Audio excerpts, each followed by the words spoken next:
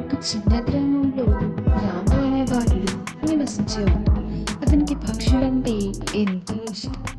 ప్రతిరోజు పాఠశాలకు వెళ్ళే మార్గంలో ఒక చెట్టు దగ్గర ఒక కుమ్మరైన చిన్న పక్షి ధాన్యంలో వేయాలని అనుకునేవాడు. అయితే ఒకరోజు ఊహించని విధంగా అకాల వర్షం కురిసింది.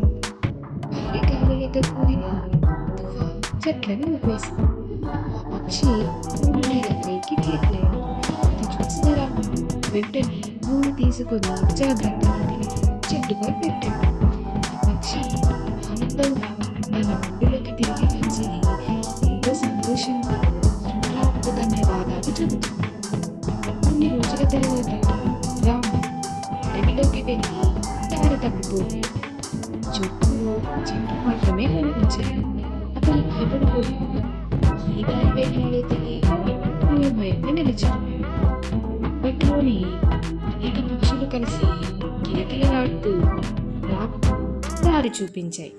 ఆ పక్షుల శబ్దాలను అనుసరిస్తూ రాము నెమ్మదిగా నడుచుకుంటూ సురక్షితంగా తన ఇంటికి చేరాడు. తన కుమారుడిని చూసిన తండ్రి ఆనందంగా అంగీకరించి అతన్ని కౌగలించుకుంటూ ఇలా అన్నాడు, నీవు చేసిన మంచితనమే ఇప్పుడు నిన్ని కాపాడింది అని సంతోషంతో కౌగిలించుకున్నాడు. నీతి ఏమిటంటే ప్రతి మంచి పని మనకు ఏదో ఒక రూపంలో తిరిగి కలుసుకుంటుంది. ఇలాగే ఒకరికి ఒకరం సహాయం చేసుకోవాలి.